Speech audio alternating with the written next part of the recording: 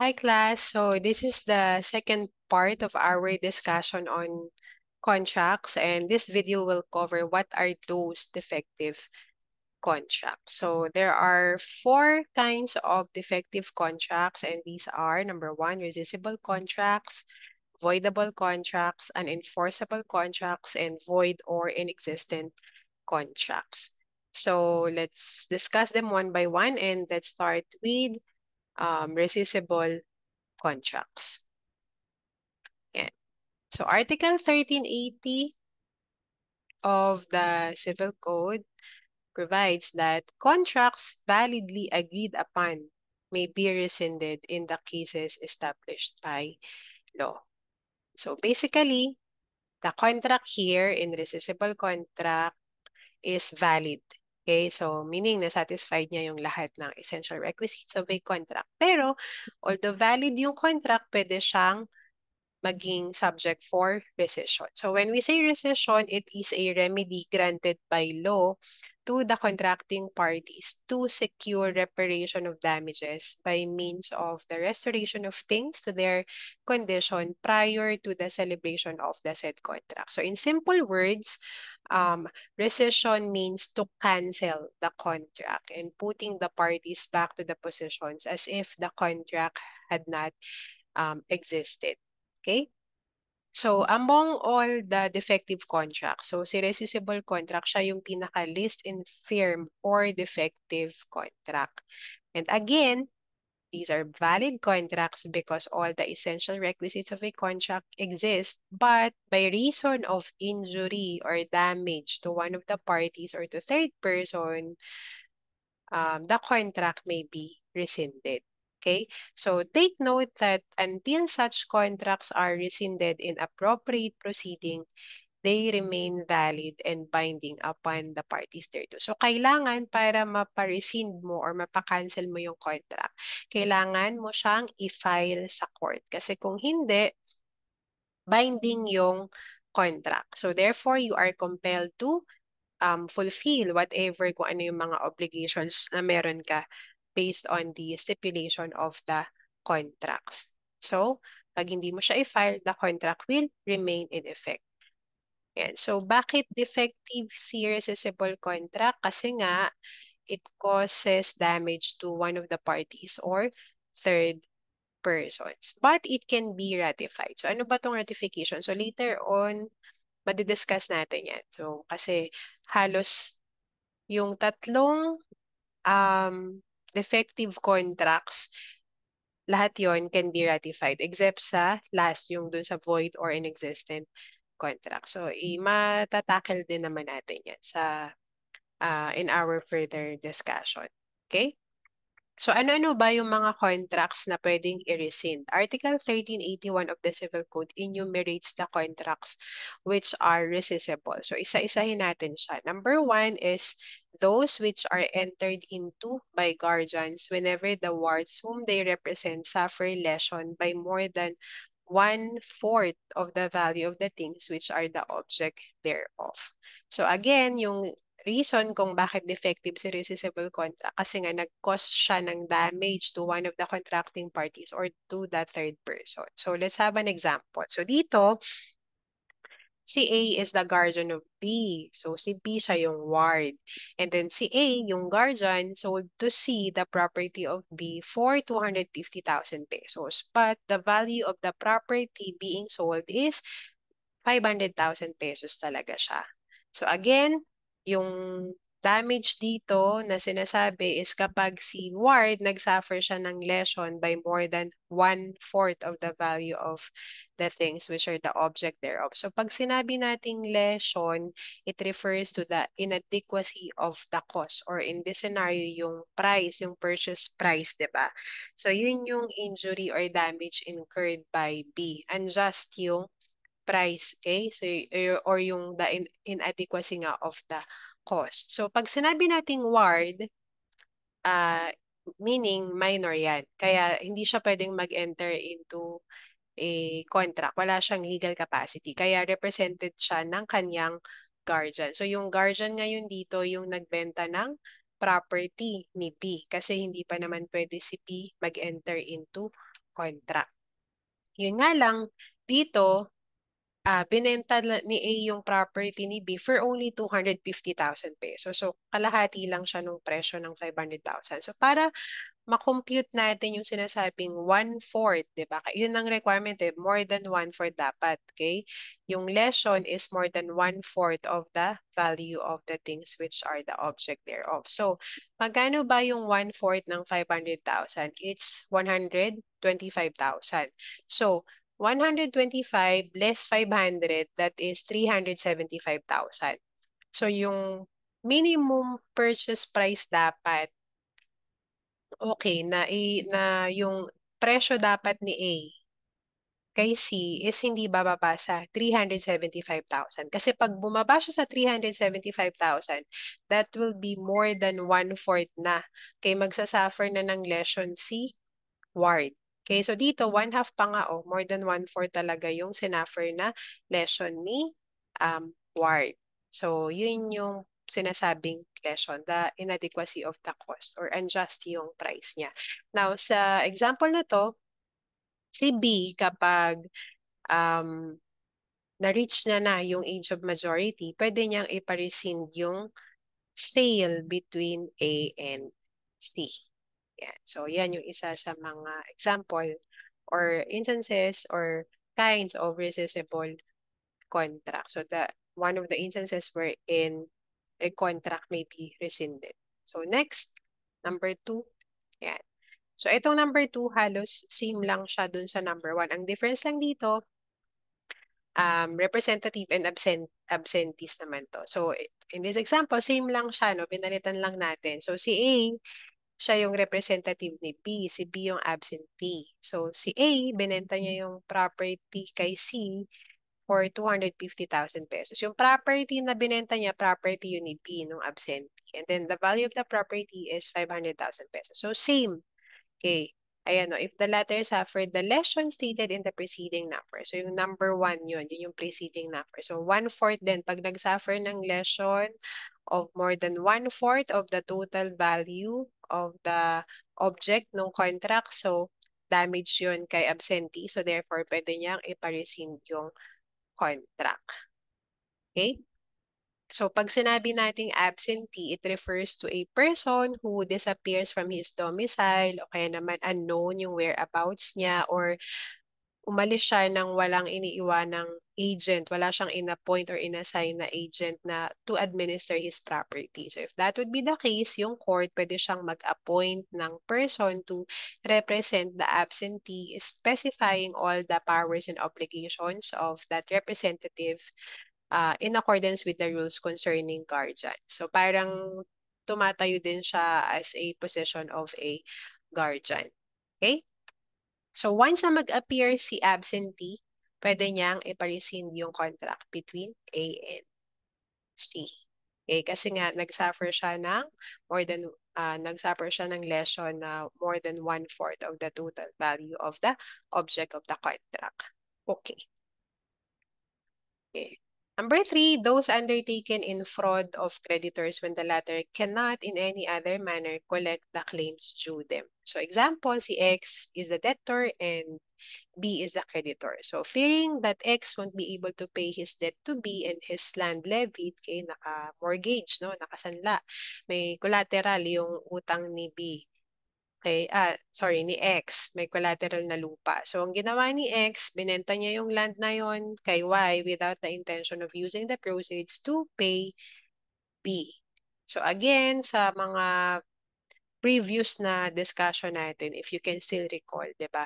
Yung pagbebenta ni X ng property niya is absolutely legal kasi nga, a person is free to dispose of all his property as absolute owner thereof. Dahil siya naman talaga yung may-ari nun, so pwede niyang gawin lahat ng gusto niyang gawin sa property na yon. Pero merong limitation yon. And yun nga, hindi mo siya pwedeng ibenta na ang reason or intention mo is to escape the reach of your creditor para lang hindi sa kanya mapapunta yung property. So merong tainted siya with fraud. So therefore, yung contract between X and Y pwedeng ipa-rescind ni B.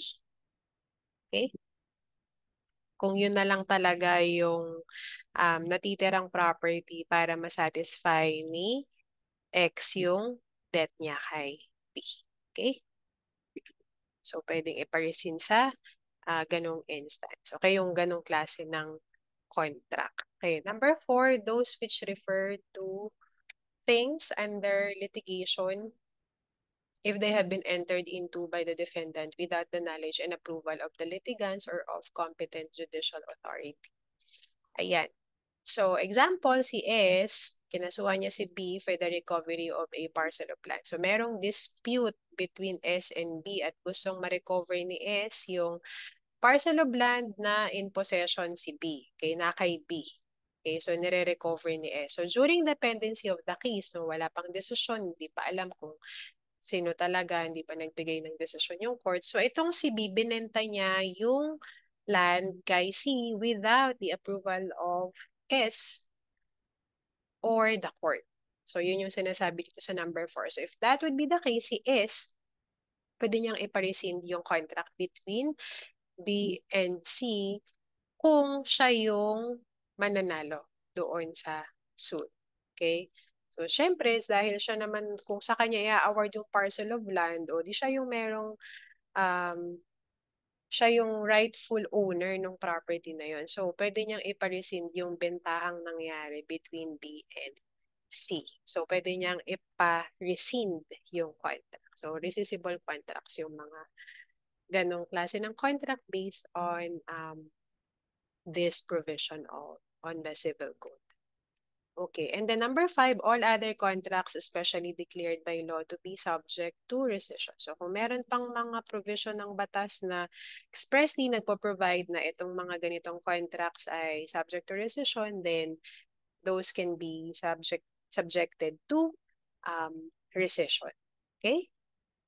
Yan. So yun yung mga instances where contracts may be rescinded. So take note, no? Remember lang na sa mga examples na binigay natin, again, valid and binding yung mga contracts that they entered into. So meaning to say, pag hindi siya i-file for action for rescission sa court, then yung mga contract na yon will remain in effect. At dapat ma-execute siya. So, kailangan compelled yung mga parties to fulfill their obligations based on the contract. Kasi nga, valid and binding yung contract. So, pag walang na-file na action sa court, enforceable lahat yun. Okay? So, now let's go to voidable contracts. So Article 1390 of the Civil Code provides that the following contracts are voidable or annullable even though there may have been no damage to the contracting party. So ito yung mga contracts na voidable. Number 1, those where one of the parties is incapable of giving consent to a contract. Number 2, those where the consent is vitiated by mistake, violence, intimidation, undue influence, or fraud. Okay. But take note dito sa Article 1390. Yung last paragraph niya, no, hindi lang natin dito na-include. It says that voidable contracts are binding. So, binding din siya. So, meron siyang obliged yung mga parties na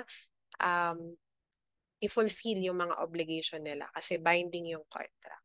So, binding siya. Okay, yung mga voidable contracts, binding siya unless they are annulled by a proper action in court. And they are also susceptible of ratification. So, again, pag hindi siya i-file sa court, then in effect yung contract. And parties are bound to comply in good faith yung kanilang mga obligations doon sa contract. So, pag sinabi nating ipapa-annul or annulment is another remedy as well as sanctioned by law for reason of public interest for the declaration of the inefficiency of a contract based on a defect or vice in the consent of one of the contracting parties in order to restore them to their original position in which they were before the contract was executed. So, pag sinabing annulment, ito yung papawalang bisa mo yung contract. Okay, so halos same siya sa rescission, pero yung grounds para mag-take effect sila or para yung distinction is nandoon sa ground. So dito sa rescissible contract, yung ground kasi doon kung bakit siya may defect is nag-cause siya ng damage to another party or to third person. Dito naman, bakit siya defective? Ang defect naman dito is nandoon sa consent. So although merong consent, no, kaya yung voidable contract sinasabi na binding and valid pa din naman siya kasi nga satisfied pa rin yung essential requisites of a contract. May consent naman, yun nga lang defective yung consent. So again, this can also be ratified. Yan. So pag sinabi nating pwede siyang i-ratify, meaning to say kahit may defect siya, okay? Or dahil may defect siya, pwede mo sana siyang ipa-annul. Pero kung hindi mo siya ipa-annul, it means you are ratifying the contract. Meaning to say, ina-approve mo yung contract kahit na meron siyang defect. Okay? So, pag niratify mo siya, it means you opt to continue with the contract or i-approve mo yung contract instead of annulling the contract. So sa ratification, it could be express or implied. Pag sinabi nating express yung ratification, kahit alam mo na may defect doon, pero still binibigay mo pa rin yung approval mo doon sa contract. So express siya by words, sinabi mo talaga na sige, tuloy pa din natin tong contract na to although may defect siya. So hindi mo siya ipapa-annul. Or pwede namang in writing mo, in-express yung approval mo dun sa contract.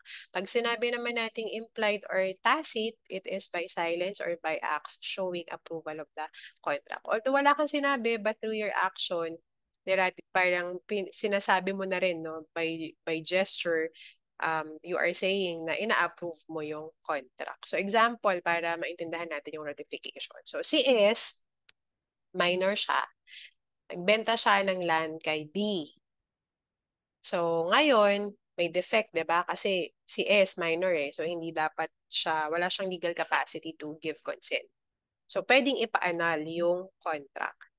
Ngayon, itong si S, nung na-reach na yung age of majority, at alam niya naman kung ano yung mga rights na meron siya, instead na i-repudiate niya yung contract or ipa-annul niya yung contract, ginawa niya, nireceive niya pa or kinolect niya pa yung unpaid balance of the purchase price from B. So, wala naman siyang sinabi na ina-approve ko yung contract kahit na nung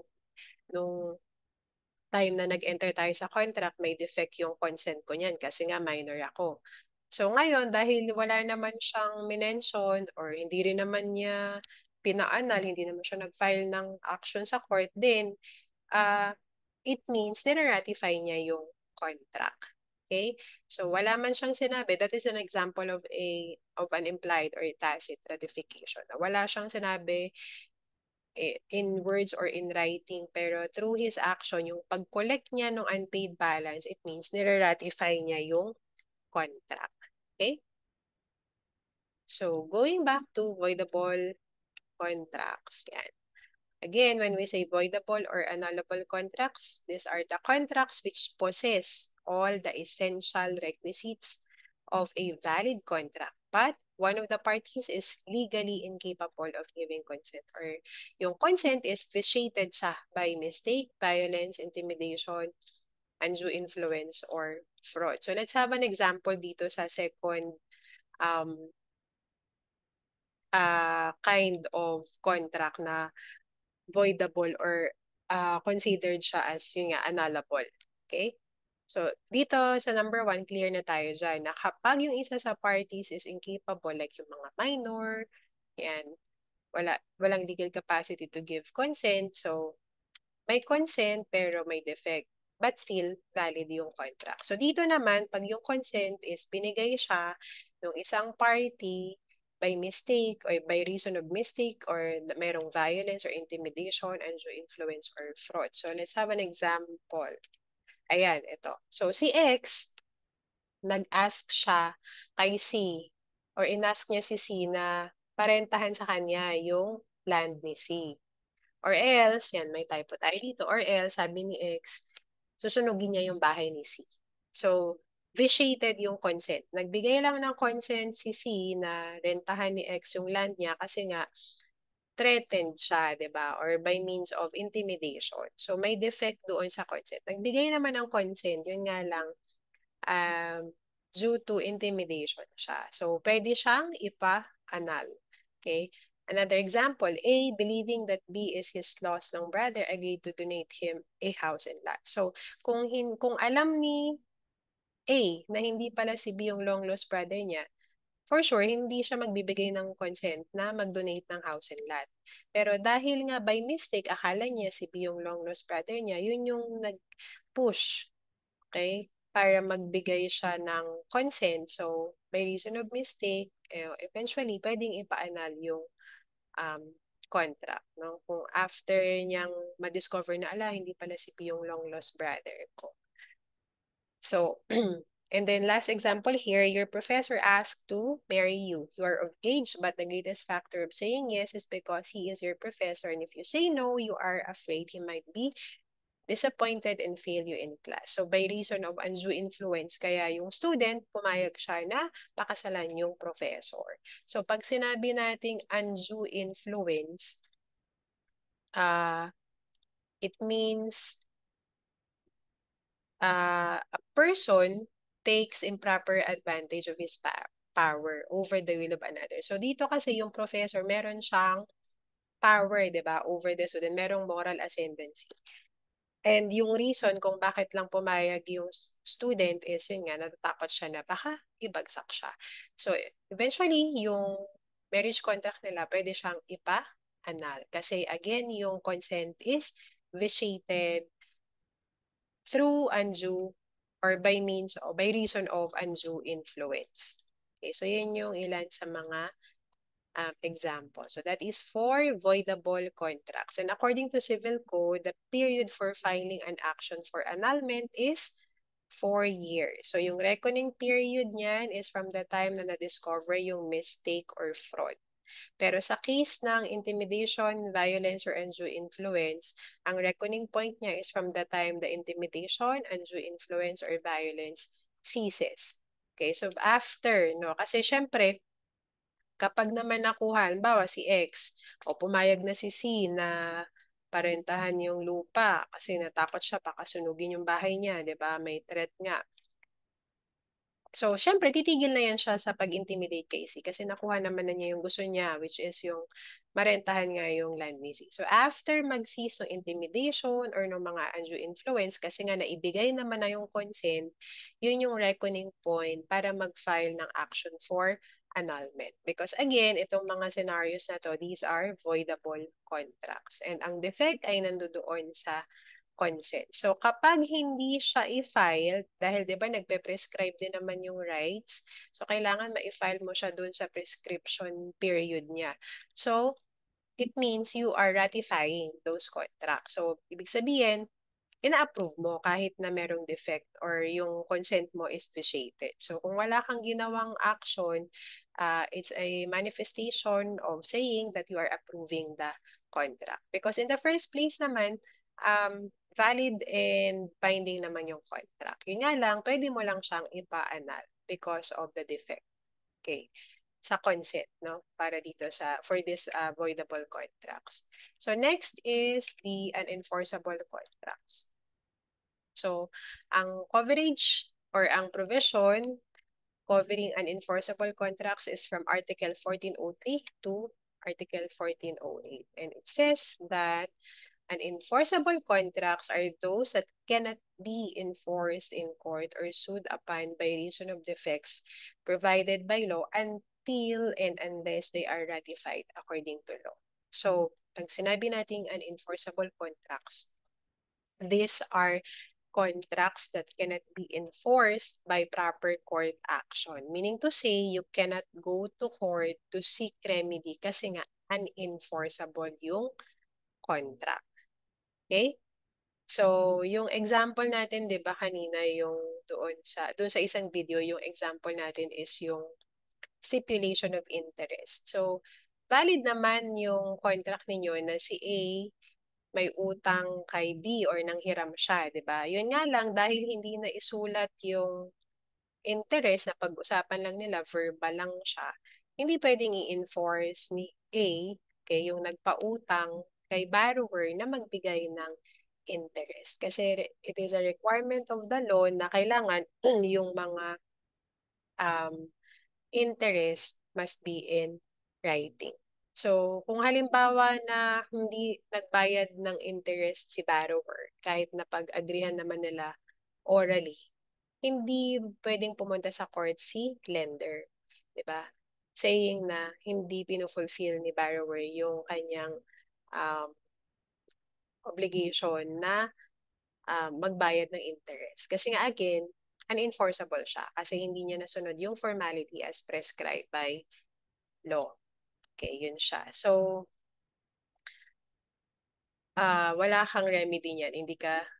Hindi ka makaka-seek ng remedy or relief from the court.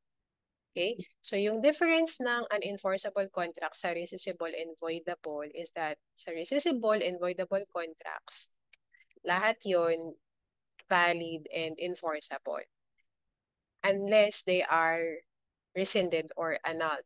While dito sa unenforceable contracts, valid but unenforceable. So, ulitin ko, sa voidable and rescissible, valid and enforceable yung mga contracts doon unless rescinded or annulled. Pero dito sa unenforceable, valid siya pero unenforceable unless they are ratified according to law. So, dahil valid naman yung contract, pwedeng, or may chance na ma-cure yung defect niya. So, bakit siya defective? Kasi there is a lack of authority or form. Yan. But again, sabi natin kanina, susceptible siya for ratification.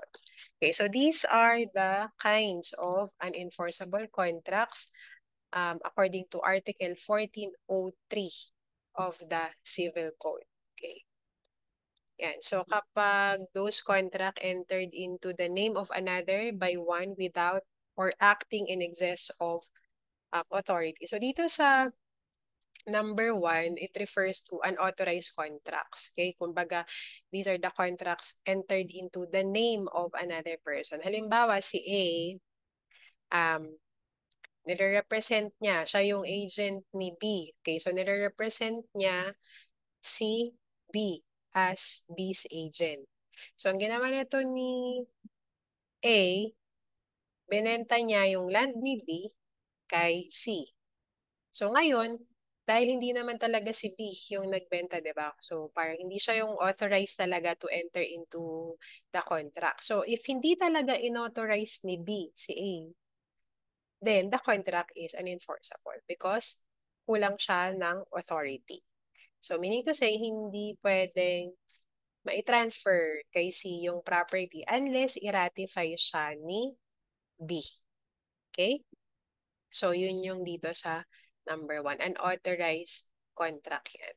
Okay? So, kulang ng authority or let's say talaga namang agent ni BCA pero dun sa power vested in him kay A or sa representative, walang nakalagay doon na ino-authorize siya na ibenta yung lupa ni B. So, either without authority or acting siya in excess of authority. Okay, so sa number 2 naman, those that do not comply with the statute of frauds. So pag sinabi nating statute of frauds, yung mga transaction na nandito, ang requirement nito sa statute of frauds, yung mga agreement or contract must be in writing. So these are the contracts that is required to be in writing. So, naka-enumerate sa civil code, no, under the statute of frauds, kung ano-ano yung mga contracts that must be in or required to be in writing. So, pag hindi siya nag-conform doon, kaya sabi dito, those that do not comply with the statute of frauds. So, meaning to say, yung mga agreement dito is oral siya and not compliant siya with the statute of frauds. Kasi hindi pwedeng oral, kailangan written siya. Okay? So, pag hindi siya nag-conform doon sa written requirement, hindi rin pwedeng i-enforce yung contract. So, yung example nga natin dito kanina yon yung sa pagbayad ng interest. Kailangan it should be written. Okay? Another is yung sa sale of real property. So kasama yan sa cover ng statute of fraud. So meaning, hindi ka pwedeng magbenta ng real property nang walang written agreement. So pag oral lang yung bentahan, lahat ng essential requisites of the contract is nando doon, di ba? So may consent, no? Nagkaigihan naman talaga si A and B. There is a meeting of minds, the object and the consideration is valid. Yun nga lang, dahil pasok siya sa statute of frauds at ang requirement kailangan merong written agreement at absent yun, hindi yun na i-provide. No? Kahit valid yung contract nila, because all essential requisites of contract is there or present, pero hindi na satisfy yung requirement ng statute of frauds, then unenforceable siya. So meaning to say, pag may hindi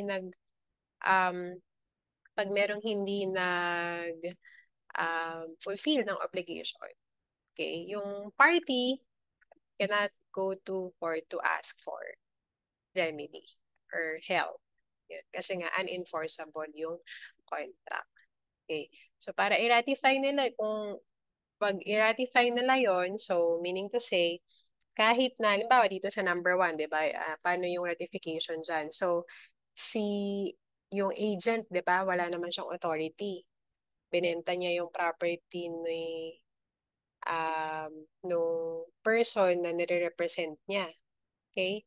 So, pero kung halimbawa kahit wala siyang authority dahil nagbenta na yung land, so hiningi yung um, title nung certificate of title ng property, binigay naman nitong halimbawa, para mas malinaw, si A, siya yung representative, di ba?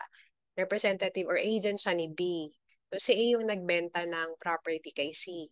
So, ngayon, wala naman talagang authority si A na ibenta yung property ni B kay C.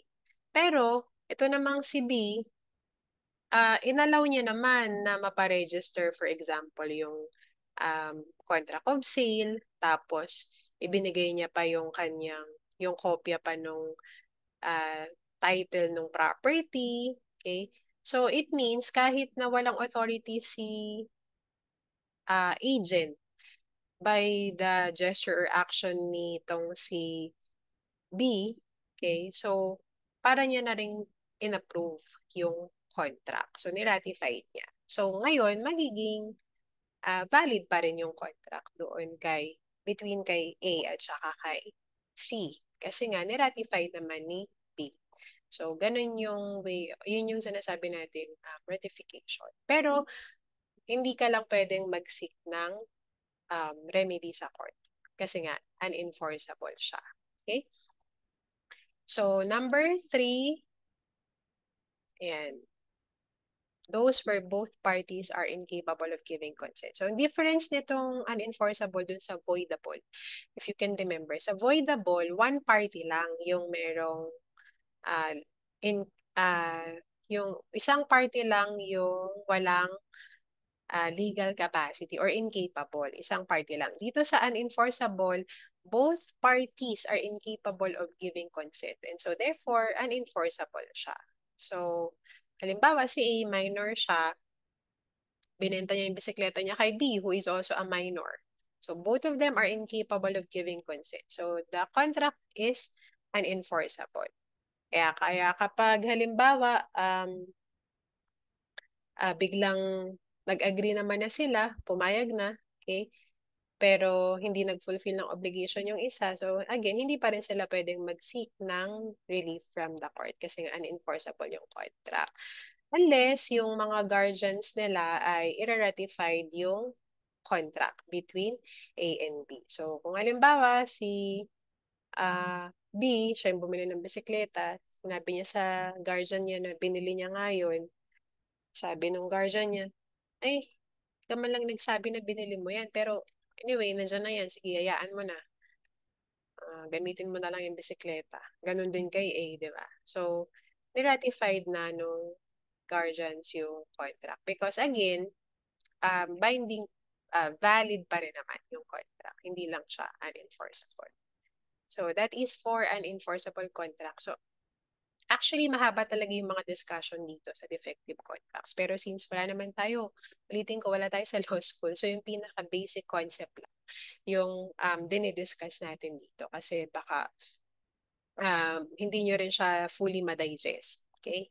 So proceed tayo sa last defective contract, which is the void or inexistent contract. So dito, yung void or inexistent contracts, they are absolutely null and void. So they have no legal effect at all and cannot be ratified. So yung mga void contracts are those which, because of certain defects, generally produce no effect at all. So yung distinction pag dito sa void or inexistent, pag sinabi nating void, it often refer to an agreement tainted with illegality. Kaya void siya. 'Di ba? Sabi natin, although yung contracting parties meron silang autonomy, 'di ba? Or meron silang freedom to stipulate yung mga clauses or yung mga terms and conditions, pero kung tainted siya with illegality, hindi magiging valid yung contract and no contract can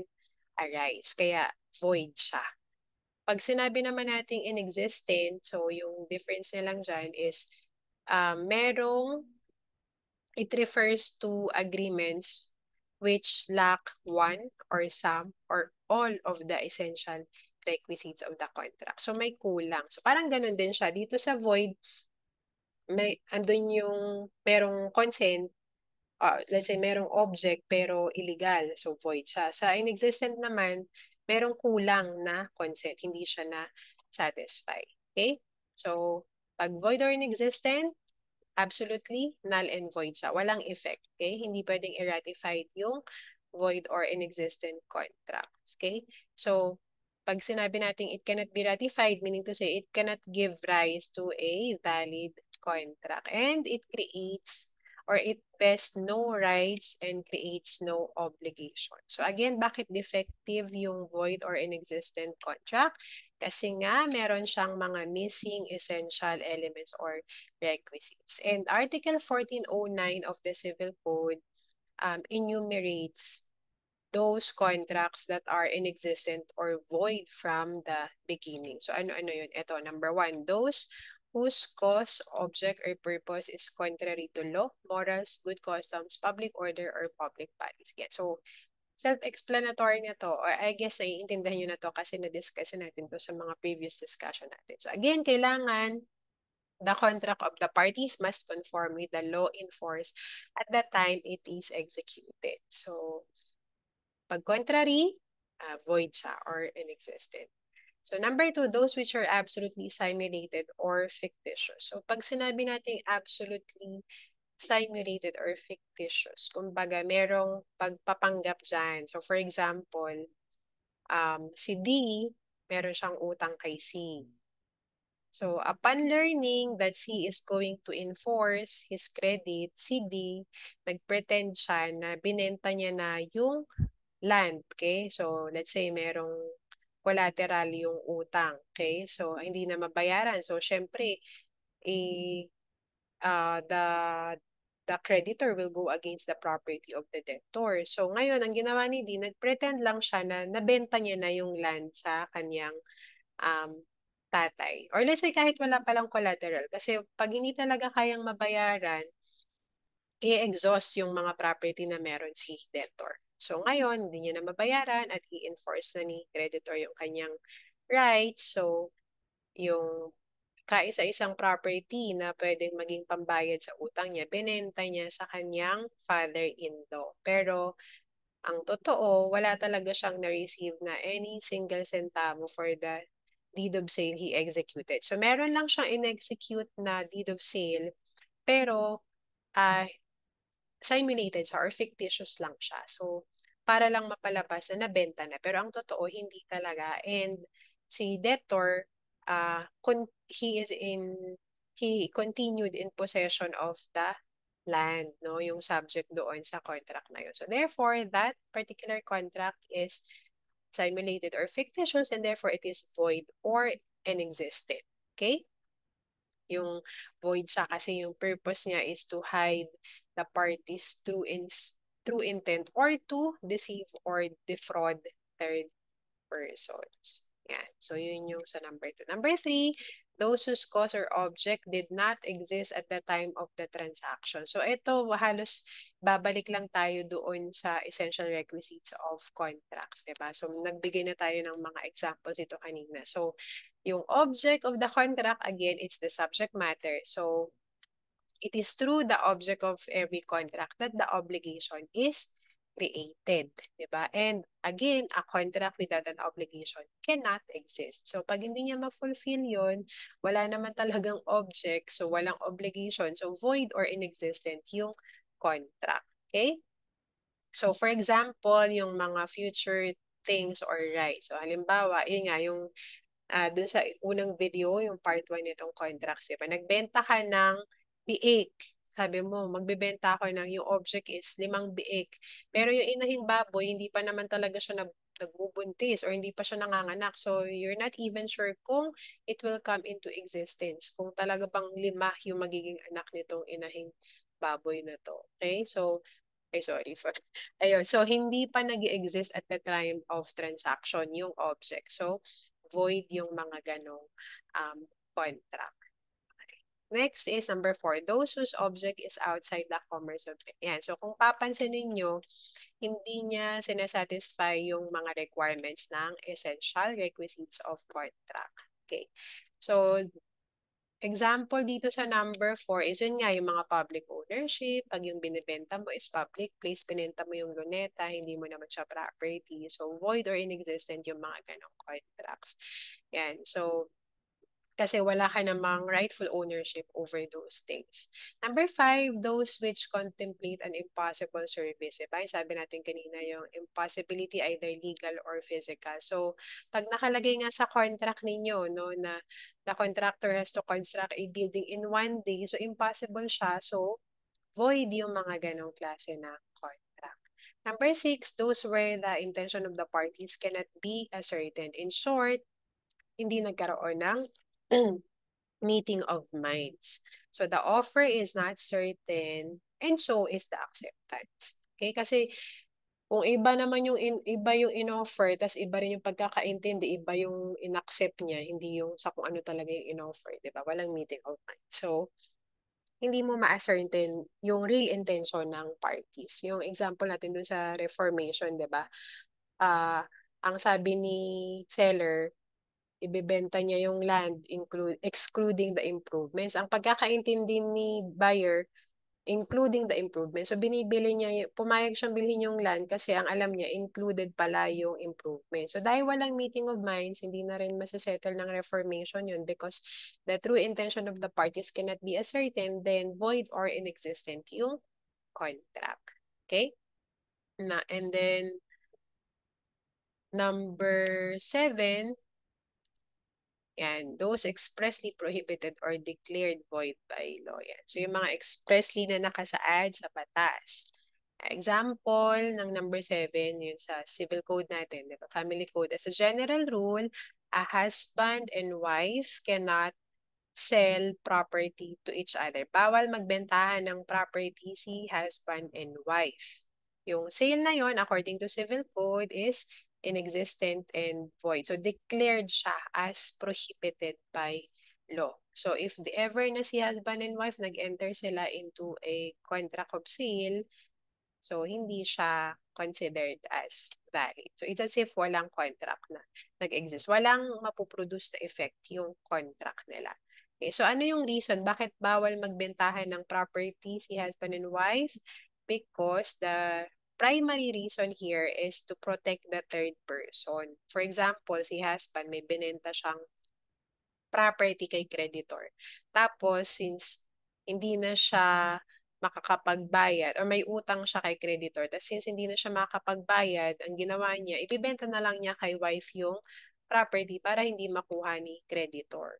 So, in that sense kasi, kay husband pa din naman talaga yung property. Kung tutuusin, sa kanya pa rin yun. Kasi nga, conjugal naman yung property, di ba, ng mag-asawa. Unless, meron silang marriage settlement. So, yung exemption lang doon sa sale between husband and wife, pwede lang magbentahan ng property si husband and wife kung meron silang marriage settlement. So meaning to say, before the celebration of their marriage, meron silang agreement na hindi sila conjugal property. Separate yung kanilang mga um, ari-arian. So usually yung mga ganyang marriage settlement, ang mga nagaganyan lang is yung talagang sobrang lalaki ng kanilang mga um, property. Okay, marami talaga silang mga property kasi ah, pag conjugal kasi yan at naghiwalay, hahatiin yan. So kung yung spouse na yung spouse is wala naman siyang property, tas conjugal sila yung for example si wife yung maraming property, si husband wala, conjugal sila. So pag naghiwalay sila, lugi si wife kasi lahat ng property niya hahatiin yun, mapupunta yung kalahati kay husband. Kaya yung iba dyan, nagkakaroon ng mga marriage settlement. So kung hindi kayo mag-execute ng marriage settlement, considered siya as conjugal. So meaning to say, kung ano yung property na meron si husband at the time of the celebration of marriage, magiging property din yun ni wife. So yun lang exemption. Kung walang marriage settlement, expressly prohibited by law ang sale of property between husband and wife. So these are the instances where a contract is void or inexistent. So to wrap up, here's the summary of those defective contract para makita natin yung differences nila with respect to their validity, whether it is binding or not, and their enforceability. So sa rescissible contract, valid, binding, enforceable. Same with voidable contract. So sa rescissible, valid, binding, enforceable, ganun din sa voidable unless nakapag-file na action for rescission or annulment. Sa unenforceable, valid siya pero hindi siya binding. Kaya nga, at hindi rin siya enforceable. Valid lang siya. So kung hindi mag-fulfill ng obligation yung contracting parties, walang remedy kasi hindi naman binding yung agreement nila. Although valid siya in a sense na nandoon yung requisites ng um, essential requisites of a contract. Sa void or inexistent contract, hindi siya valid, hindi siya binding, hindi siya enforceable. Okay, so I guess, ayan, natapos na natin. That covers the topic on contract. And so far, lahat ng mga topics based on the course guide have been presented. I hope na meron kayong natutunan at malinaw ang ating mga discussion. So we will be having 2 more meetings for this month of January. So yung first meeting natin for this month of January, as announced before, i-devote natin siya for recitation para mabigyan ng chance yung mga wala pang masyadong grade sa recit or medyo um, mabababa yung grade sa recitation. And then the second meeting for the month of January will be your final exam. So again, um, thank you very much and God bless everyone.